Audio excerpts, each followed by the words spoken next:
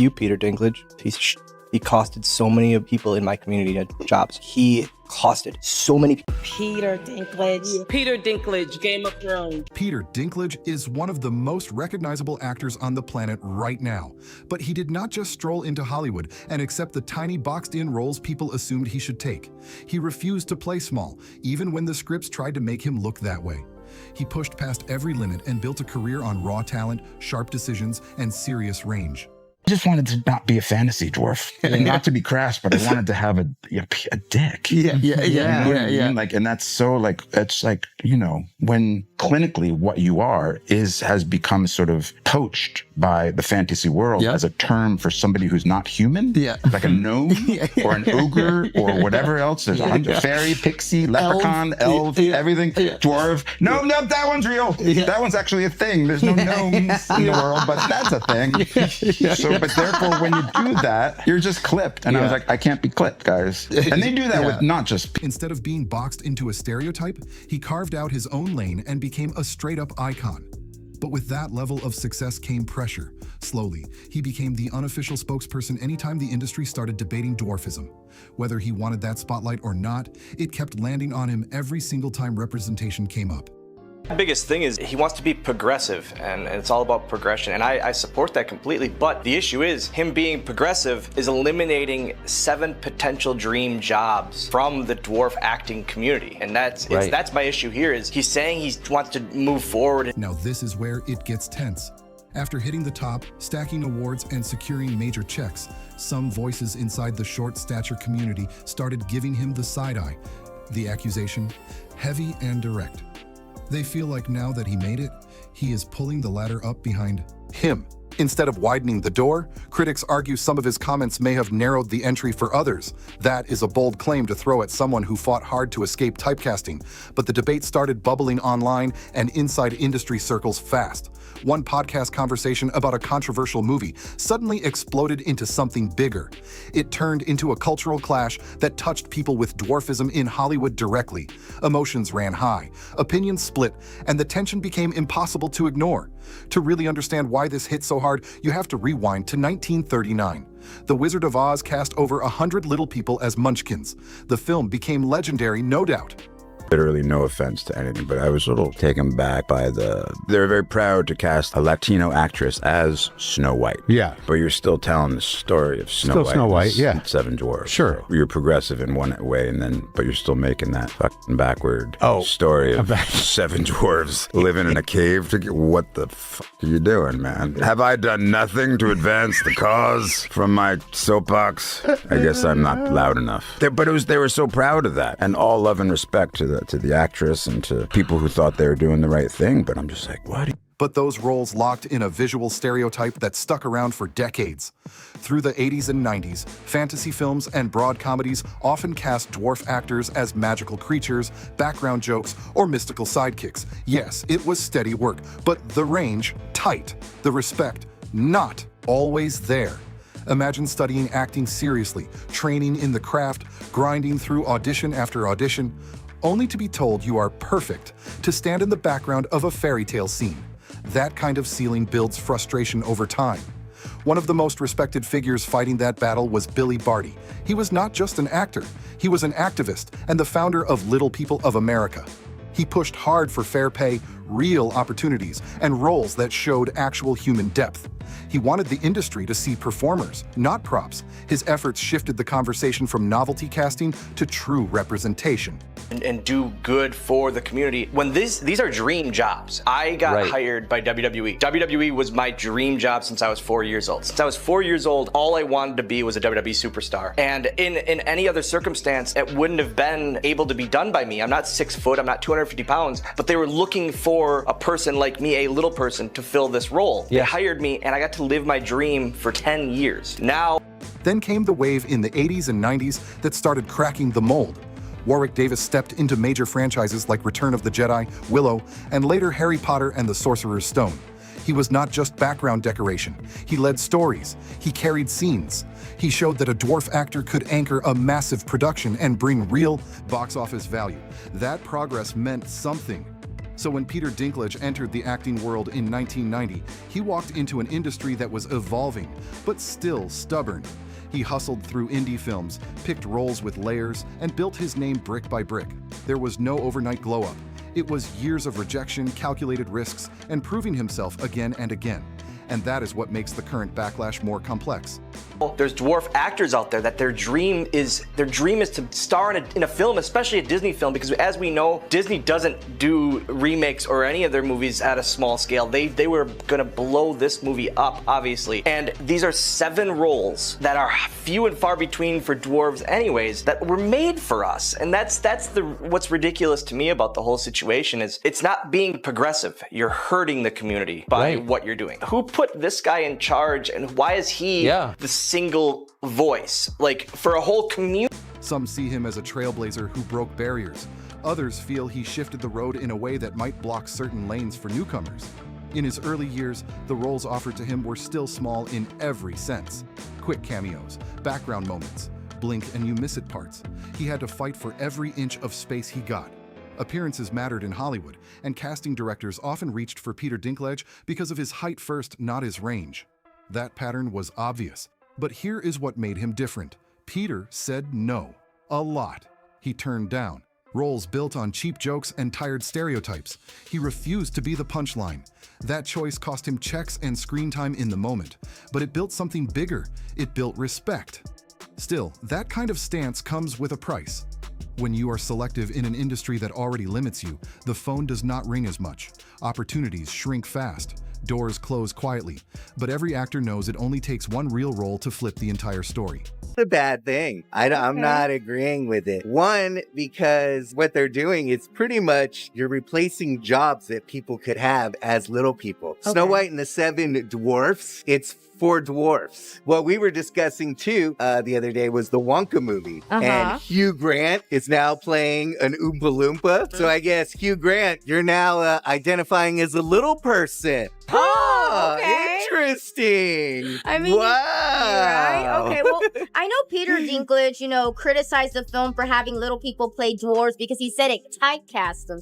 It totally does. But I do think that this is Snow White and the 7 Dwarfs. Why are you hiring Snow White and the 7 average? For Peter, that turning point came in 2003 with The Station Agent. He played a quiet man who moves to rural New Jersey searching for peace and isolation.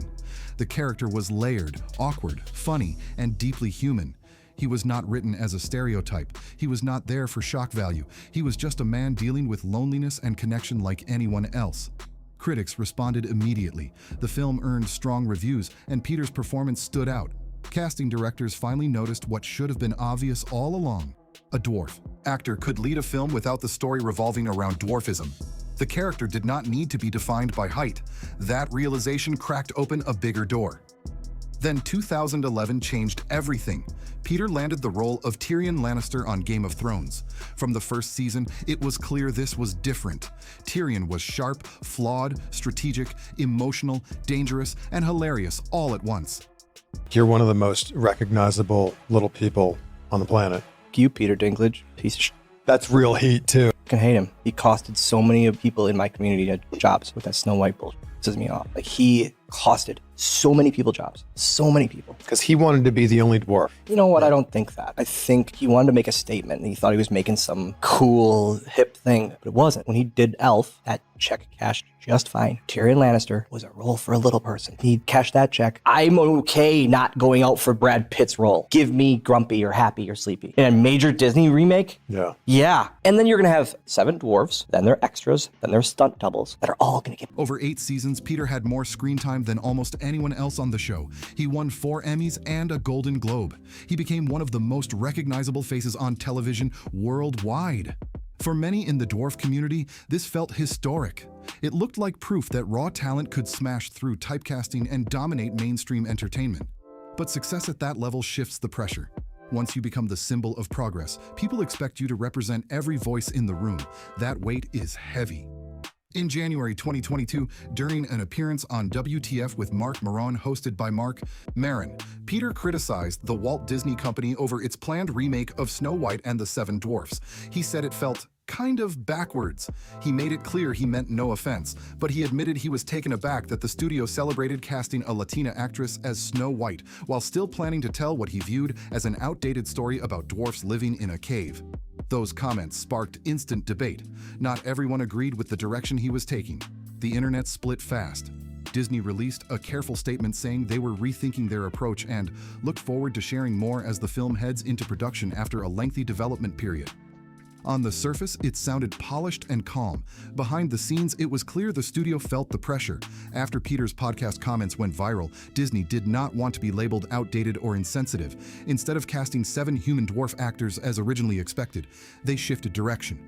Peter Dinklage has done a lot of roles where his height has been utilised, and I believe he has done Snow White and Seven Dwarfs pantomime before to elevate his career. A lot of my colleagues as well have done that and got into, because you get acting critics from doing such things as pantomime. And his height was made fun of in Game of Thrones. There was derogatory comments made towards him throughout the series. Like Peter Dinklage, yes, what they showed in Game of Thrones, because like he said, no pointy shoes, no beard, so it wasn't the stereotypical dwarf. And yes, he showed the abuse that we kind of get, but also he had the comebacks. He was a rounded character, not just this thing that sneezed. There's a lot of dwarf actors that do want to play this role, which is why there are protests coming up for this, and I would have loved to play the part in it. Okay. And there's many other colleagues that I know that would have loved to play the part. The characters would be reimagined as magical creatures of different sizes, races, and genders.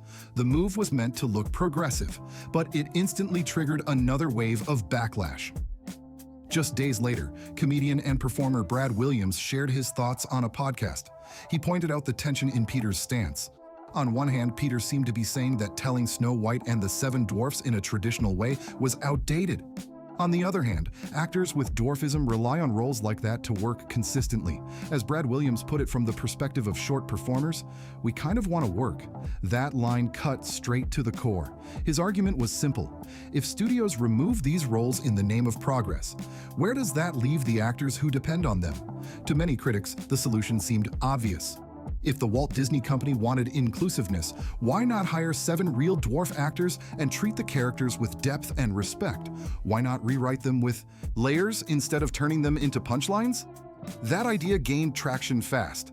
And it was not just random fans online speaking up. Prominent voices inside the dwarf community and the entertainment world jumped in. Jason Acuna, known from Jackass, spoke out.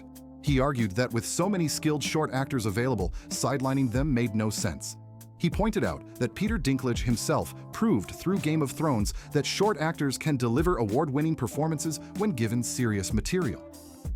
According to that view, the answer is not erasing dwarf roles. It is elevating them. Warwick Davis had raised similar concerns years earlier. Back in 2015, he criticized a UK pantomime production that removed dwarfs from Snow White out of what organizers called political correctness. Warwick argued that stripping away those characters entirely makes the story lose something essential. His stance exposed the real tension. Is progress about deleting traditional roles or about improving how those roles are written and portrayed? That debate still splits the industry. Warwick had already made his position clear when these conversations first heated up. He said, "I've been in a lot of pantos, and I don't think it's offensive at all. I'm sure that there are those out there who don't like the term, but as a short actor, I want to be given the choice about whether I appear in the panto or not. I don't want someone making that decision for me."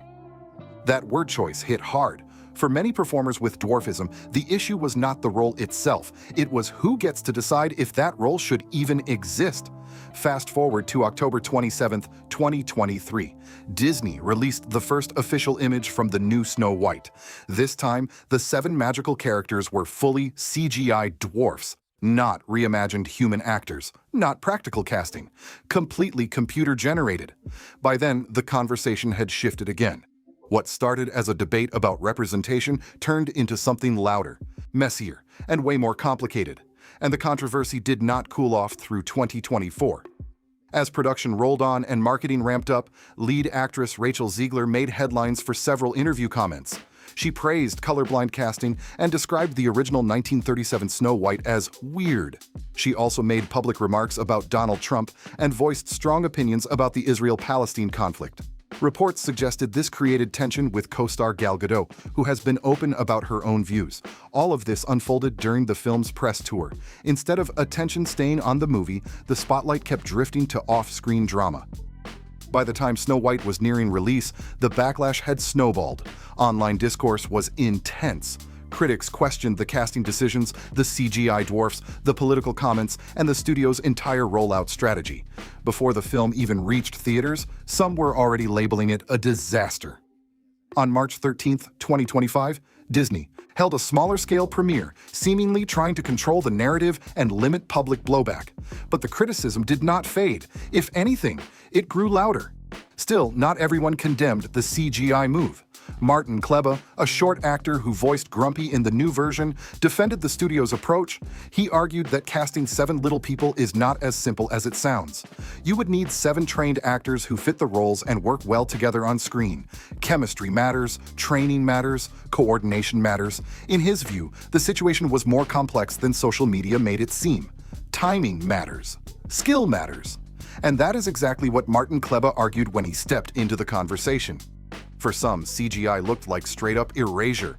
For others, it looked like a practical production decision in a complicated situation. Martin did not sugarcoat his opinion. Speaking openly, he said, "I don't know, other than Mr. Dinkle or Warwick Davis. You know, there's only a couple of guys out there that really could pull off the acting."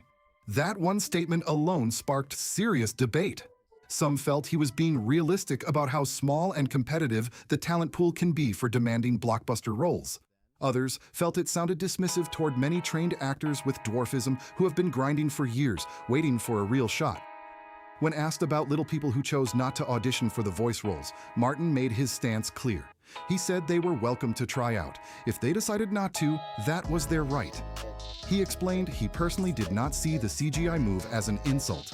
In his words, "I was like, look, if it's going to be CG, then they're going to look at me as an actor and they're just giving me an opportunity.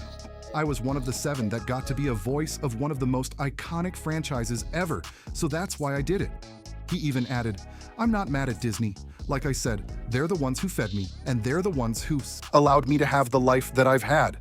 For him, it was about steady work and loyalty to the Walt Disney Company. That perspective added another twist to the drama.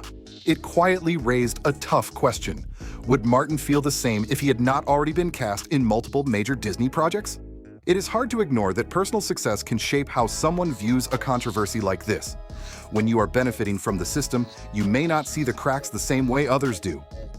After the film's release, more short actors stepped forward. Dr. Aaron Pritchard and performer George Coppin appeared on British morning television and criticized Peter Dinklage. They suggested he may have been hypocritical and argued that his comments unintentionally made it harder for other dwarf actors to land traditional roles. One of them pointed out that Peter himself had taken parts earlier in his career where his height was central to the story. They mentioned pantomime work and stage roles, where his stature was directly referenced, arguing that many actors use those stepping stones to build experience and gain exposure. In their view, removing those pathways entirely could shrink opportunity rather than expand it.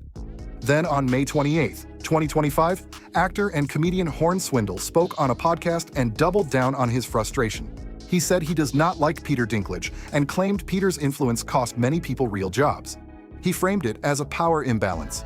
When you are the most recognizable little person in the world, your words carry serious weight. Studios listen, executives shift plans, and those shifts can ripple down to working actors who are not household names. By this point, the debate was no longer just about Snow White. It had turned into a deeper divide within the dwarf acting community itself. Some still see Peter as a trailblazer protecting dignity and pushing the industry forward. Others see him as someone whose stance, even if well-intended, may have unintentionally narrowed doors that were already hard to open. Brad Williams and Hornswindle have made it clear they are not brushing this aside. In their view, Peter Dinklage had more leverage than almost anyone else in that position. They argue he could have stepped in as a producer, helped shape the script, or pushed for more little people to be hired behind the scenes. Instead of the roles disappearing, they believe the power could have been used to transform them. Instead, some feel he moved like a gatekeeper. One harsh take floating around is that Peter Dinklage accepted certain roles earlier in his career when they helped him rise, then criticized similar roles once he no longer needed them. Critics even say he pulled the stepping stool up behind him, implying that after reaching the top, he made the climb steeper for everyone else. That accusation is heavy. What makes this hit even harder is the sense of a missed opportunity. The Walt Disney Company had a real chance to flip the script in a bold way. The Seven Dwarfs could have been rewritten with depth, layered personalities, and meaningful arcs. They could have stepped out of the 1937 shadow and become fully developed characters instead of simple archetypes. Imagine 7 skilled dwarf actors leading major scenes, delivering emotional performances, and reshaping how audiences see those roles. That would have been powerful. Some believe Peter, with his status and credibility, could have stepped in as a producer and helped modernize the characters instead of rejecting the concept outright. Instead of removing the roles, he could have redefined them. That is the core argument critics keep repeating.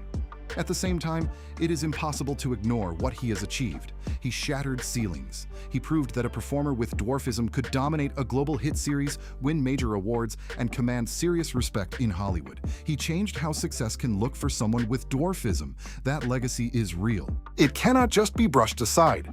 The tension comes from how influence works at that level. When someone that powerful speaks, studios react. Executives adjust plans. Scripts get rewritten. Even without bad intentions, the ripple effect can land on working actors who depend on specific roles to stay employed. Some feel that by pushing for removal instead of reinvention, he may have unintentionally made dwarf-centered roles feel too risky for studios to touch. Now, the community feels split, and the industry seems cautious. Was this about protecting dignity? Or did it narrow opportunities even further? If you made it this far, drop your thoughts below. Do you think he moved the culture forward, or did this backfire? Make sure you like, share, and subscribe for more deep dives like this.